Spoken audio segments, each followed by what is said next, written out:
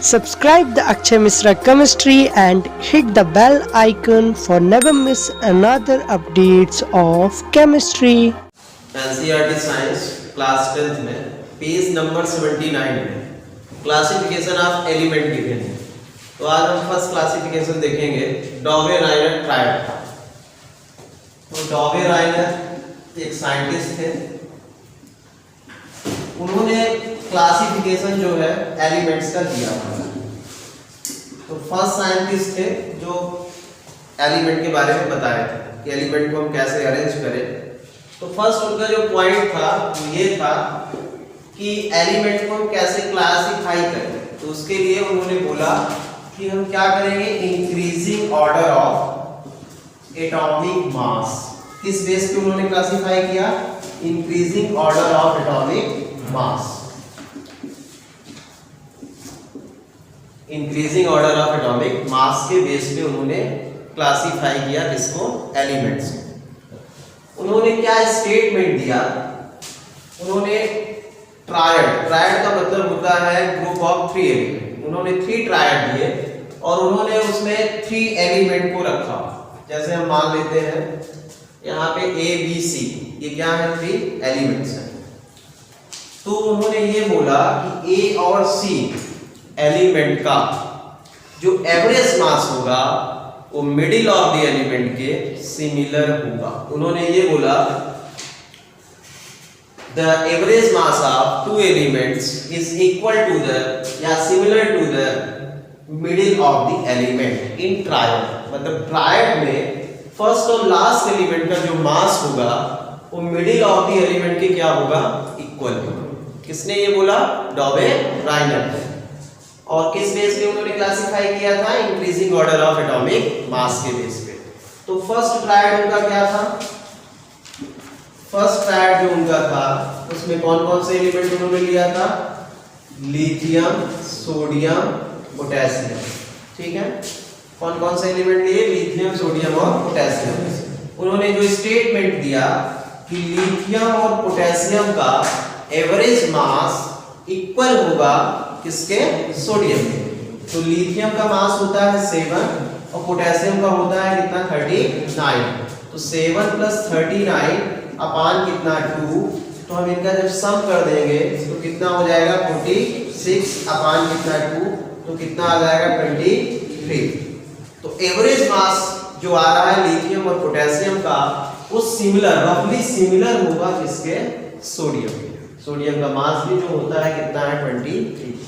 तो आप एक बार फिर से देखें, डॉवे-राइनर ट्रायड। डॉवे-राइनर साइंटिस्ट का नेम है, जो फर्स्ट साइंटिस्ट थे जिन्होंने क्लासिफाई किया कि एलिमेंट को हम कैसे रखें या उनकी प्रॉपर स्टडी किस बेस पे करें।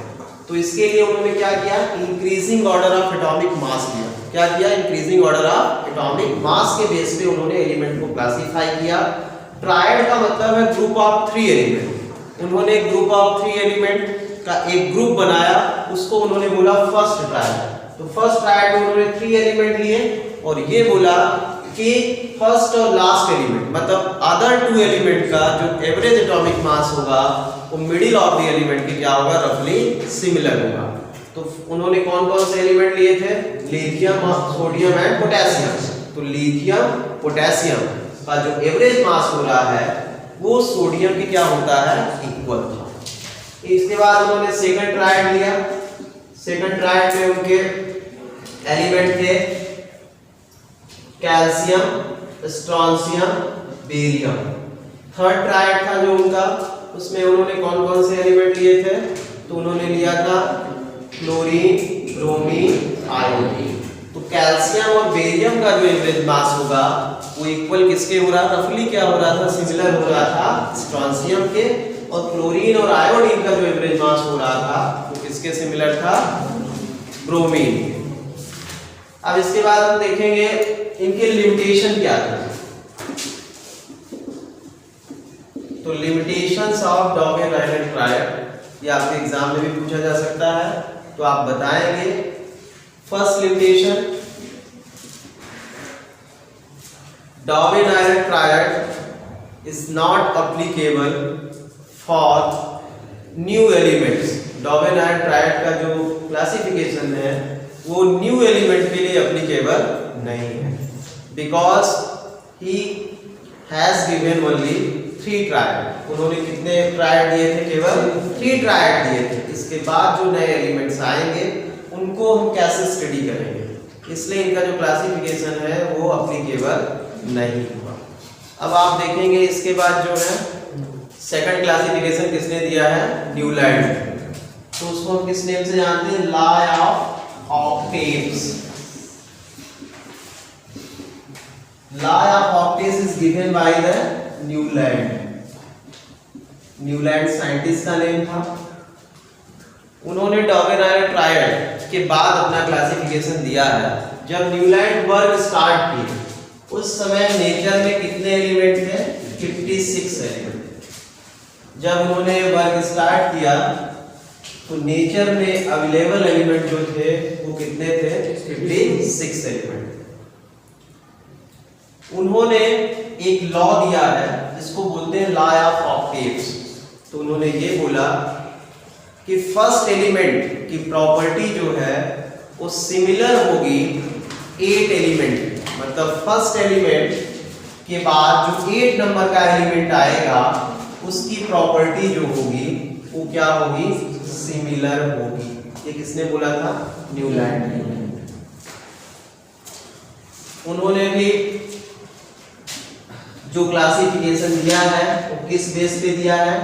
Increasing order of atomic mass के बेस पे।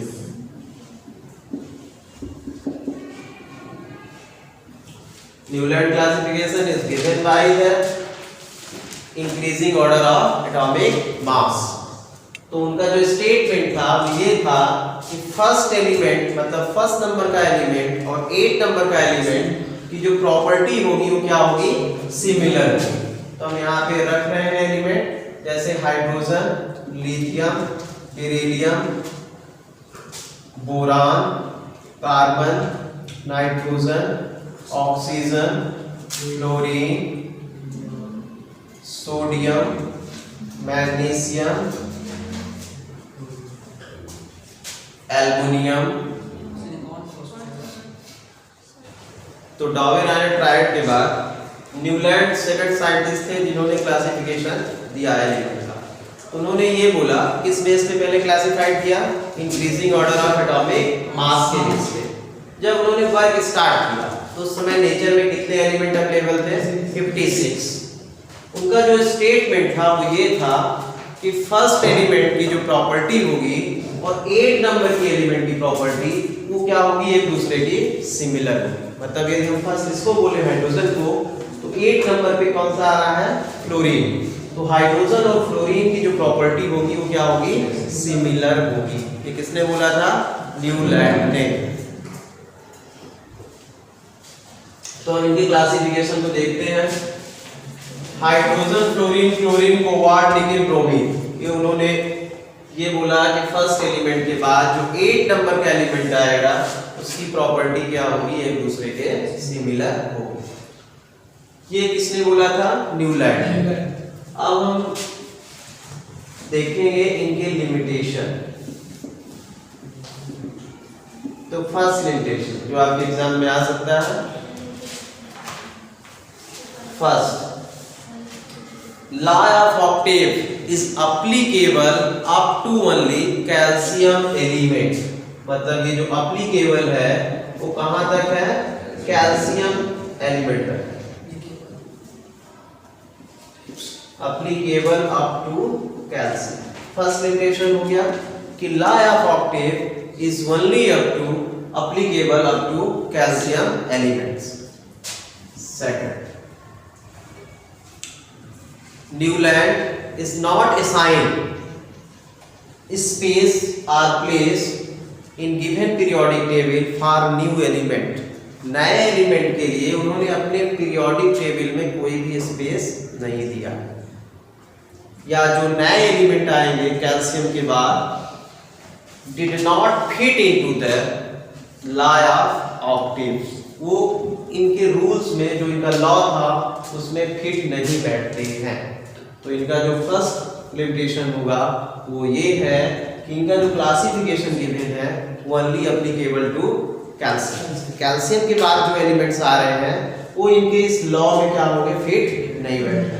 Second limitation, he did not assign space for new element। उन्होंने ये असाइन ही नहीं किया कि नए एलिमेंट डिस्कवर होंगे तो उसको हम कहाँ रखेंगे। ठीक है। थर्ड इनके लिमिटेशन, कोबाल्ट एंड निकिल को, आप इस टेबल को देखिए तो कोबाल्ट और निकिल को उन्होंने सेम स्लॉट में रख दिया जहां पे फ्लोरीन और क्लोरीन है, जबकि कोबाल्ट और निकिल की प्रॉपर्टी जो है वो सिमिलर किसके होगी, आयरन के। किसके सिमिलर होगी, आयरन के। लेकिन उन्होंने गलती की, कोबाल्ट और निकिल को एक ही स्लॉट में रख दिया जहां पे क्या है, फ्लोरीन और क्लोरीन है।